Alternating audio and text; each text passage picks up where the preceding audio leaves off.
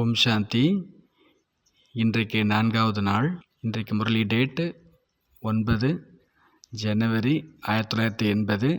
வாணியினுடைய தலைப்பு ரொம்ப இன்ட்ரெஸ்டிங்கான ஃபேவரட் டாபிக், அலௌகிக ஆடை மற்றும் அலௌகிக அலங்காரம். பாபா இதை 3 விதத்தில் பிரித்திருக்கிறாங்க. எப்படிப்பட்ட ட்ரெஸ்ஸோ அப்படிப்பட்ட அலங்காரம். அடுத்து பாபா சொல்கிறாங்க ஒரு அற்புதமான ட்ரெஸ் காம்படிஷன். 3வது தக்த் நிஷின், சிம்மாசனதாரி ஆகுங்கள் அப்படின்னு பாபா 3 பேராகிராஃபில் தனித்தனியாக சொல்லியிருக்கிறாங்க. முதல்ல எப்படிப்பட்ட ட்ரெஸ்ஸோ அப்படிப்பட்ட அலங்காரம். 5 விதமான சிருங்காரம் பற்றி பாபா சொல்லியிருக்கிறாங்க. ஒன்று நெற்றியினுடைய அலங்காரம், நெற்றிச்சூடி. நான் ஆத்மா, ஆனந்த ஸ்வரூபம், இது நெற்றியினுடைய அலங்காரம். 2வது கழுத்தினுடைய அலங்காரம். அதாவது கழுத்தில், அதாவது வாய் மூலமாக நம்ம பேசுகிறோம், அந்த பேச்சு ஆனந்தமாக இருக்கணும். யாருக்கும் துக்கம் தரக்கூடிய வார்த்தை, கடுமையான வார்த்தை பேசக்கூடாது. அடுத்தது காதுக்கான அலங்காரம். ஆனந்தம் தரக்கூடிய விஷயங்களையே நாம் கேட்க வேண்டும். பாபாவுடைய விஷயங்களை மட்டும்தான் கேட்கணும். கையினுடைய அலங்காரம் என்பது கங்கணம். என்ன கர்மம் செய்கிறோமோ அது ஆனந்தமயமாக இருக்கணும், மற்றவங்களுக்கு ஆனந்தம் தரக்கூடியதாக இருக்கணும், விகர்மம் இருக்கக்கூடாது. அடுத்தது காலுக்கான அலங்காரம். ஒவ்வொரு ஸ்டெப்லேயும் ஆனந்தம் இருக்கணும், ஒவ்வொரு ஸ்டெப்லேயும் சேவா இருக்கணும், பாபாவுடைய ஸ்டெப்பை பின்பற்றக்கூடியதாக இருக்கணும். பாபா ஒரு அற்புதமான ட்ரெஸ் காம்படிஷன் பார்த்தாங்க. அமிர்த வேளையில் என்ன ஒரு ட்ரெஸ் காம்படிஷன் பார்க்குறாங்க. குழந்தைங்க ஆடைகள் அணிகிறாங்க, ஆனால் அடிக்கடி கழட்டிடுறாங்க, வேறு ட்ரெஸ் போட்டுக்கிறாங்க. அப்படின்னா சேஞ்ச் பண்ணிகிட்டே இருக்கிறாங்க. அடுத்தவங்களை பார்த்து பார்த்து தன்னுடைய ட்ரெஸ்ஸை மாற்றிக்கிறாங்க. பாபா சொல்கிறாங்க 3 ட்ரெஸ் இருக்குது. மாஸ்டர் சர்வசக்திவான், விஸ்வ கல்யாணக்காரி, சுதர்சன சக்கரதாரி, இந்த 3 ட்ரெஸ். இதை போடுறதுக்கு சில நேரம் மறந்துடுறாங்க. அதுக்கு காரணம் என்ன? தேகத்தினுடைய ஆடையை பார்க்கும் பொழுது தன்னுடைய ஆடையை மறந்துடுறாங்க. பாபா பார்த்தாங்க, சில நேரங்களில் குழந்தைங்க துர்வாடை வீசக்கூடிய ஆடையை அணிஞ்சிக்கிறாங்க. அதாவது தேகத்தினுடைய நினைவுகள் துர்வாடை தரக்கூடிய ஆடை. அதாவது யாருடைய தேகத்தின் சம்பந்தத்தில் வர வேண்டாம். அப்படி வந்தோம்னா அது துர்வாடை தரக்கூடிய ஆடையாயிடும். அடுத்தது அழுக்கான தோலாடை. யாருடைய தேகத்தை பார்க்கணும்னாலே அது குற்றப்பார்வை ஆயிடுது. அடுத்தது அழுக்கழுக்கான கரை படிந்த ஆடைகள். பிறருடைய அவகுணங்களை பார்ப்பது. பிறருடைய அவகுணங்களை பார்க்குறோம் அப்படின்னும் அவங்களுடைய கலர் நம்ம மேலே பதிஞ்சிரும். அதிலேருந்து யாராவது அவகுணங்களோடு இருந்தால் அதிலேருந்து தன்னை தூர விலக்கி வச்சுக்கணும். இது ரொம்ப டேஞ்சரான ட்ரெஸ் அப்படின்னு சொல்கிறார் பாபா. யார் திரும்ப திரும்ப விகர்மம் செய்கிறாங்களோ அவங்க தன்னுடைய ஆத்ம கொலை, தற்கொலை செய்துக்கிறாங்க. பவித்திரத்தா என்பது உயிர்தானம், அபவித்திரத்தா என்பது தற்கொலை செய்வது.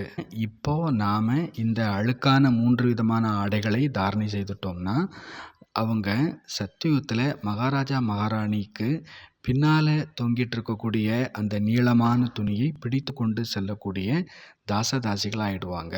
அதனால் நாம் அந்த அழுக்கான ஆடைகளை அணிய வேண்டாம் அப்படின்னு பாபா சொல்கிறாங்க. இந்த வாணி சம்மந்தப்பட்ட ஒரு கதை ஒன்று இருக்கிறது. ஒரு ராஜா வேட்டையாட போகிறாங்க. அந்த காட்டில் ஒரு அழகிய பெண்ணை பார்க்குறாங்க. அவங்க முகம் அவ்வளோ அழகாக இருக்குது. ஆனால் அவங்க போட்டிருக்கிற ட்ரெஸ் அவ்வளவு அழுக்கு உடையதாக, துர்நாற்றம் வீசக்கூடியதாக இருக்குது. அந்த ராஜா அந்த பெண்ணை தன்னுடைய அரண்மனைக்கு கூட்டிகிட்டு போகிறாங்க. அவங்களுக்கு நிறைய அலங்காரம் பண்ணி நல்ல நல்ல ஆடைகள் அணிவித்து அரண்மனையிலே இருக்க வைக்கிறாங்க. சிறிது காலம் கழித்து அரண்மனைக்குள்ளே அந்தப்புறத்தில் இருக்கக்கூடிய அந்த பெண்ணை பார்க்க போகிறாங்க. காட்டிலேருந்து அழைச்சிட்டு வந்த பெண்ணை.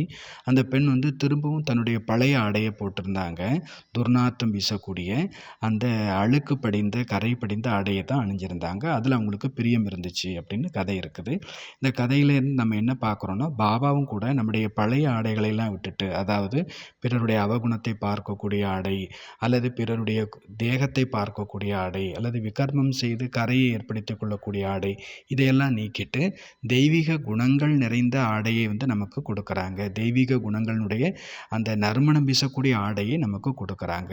அதுதான் நம்மை உண்மையான சிம்மாசனதாரியாக மாற்றுகிறது. அப்புறம் பாபா சொல்கிறாங்க, எப்படிப்பட்ட நேரம், எப்படிப்பட்ட செயலோ அதற்கு ஏற்றாற்போல குணத்தை, சிருங்காரத்தை தாரணை செய்ய வேண்டும். உலகத்தில் காதல் திருமணம் பண்ணிட்டாங்கன்னா அவங்களுக்கு வரதட்சணை கிடைக்காது. ஆனால் இங்கே நாம் பாபாவோடு அன்பான திருமணம் பண்ணியிருக்கிறோம். இது ஒரு விதமான நார்மலான லவ் மேரேஜ் தான். ஆனால் இதில் பாபா நமக்கு வரதட்சணை கொடுக்குறாங்க.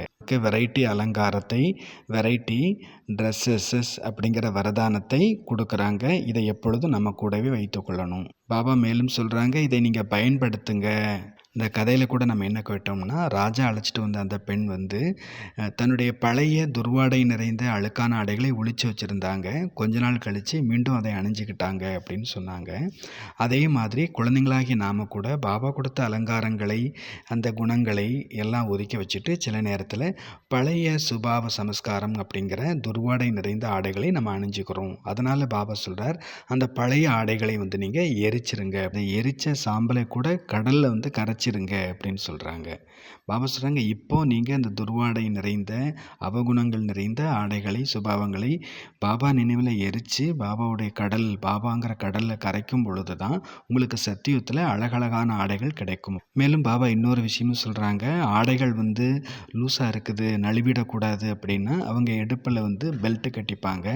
அதுபோல் பாபா சொல்கிறாங்க, திட சங்கல்பம் அப்படின்ற பெல்ட்டு கட்டிக்கோங்க. உங்களுடைய தெய்வீக குணங்களினுடைய அந்த அலௌகிக ஆடையை நிலையாக வைத்துக் கொள்வதற்கு அப்படின்றாங்க. அப்புறம் பாபா சொல்கிறாங்க, இந்த ஆடைகளை அமிர்த வேளையில் நீங்கள் தாரணை செய்யணும். உங்களுடைய வாய்ப்பு தான் முழு நாளில் நான் எப்படிப்பட்ட ஆடையை அணிந்து கொள்ள வேண்டும், அவகுணத்தினுடைய ஆடையை தாரணை செய்யணுமா அல்லது குணம் நிறைந்த அலௌகிக ஆடை அணிந்து கொள்ளணுமா? இது நம்முடைய கையில் தான் இருக்கிறது. அவகுணங்கிறது இரத்த கரை படிந்த ஆடை, ஆனால் தெய்வீக குணங்கள்ங்கிறது அலங்காரம் நிறைந்த ஆடை. யோசிச்சு பாருங்கள், இரண்டுக்கும் மத்தியில் எவ்வளோ வித்தியாசம் இருக்கிறது.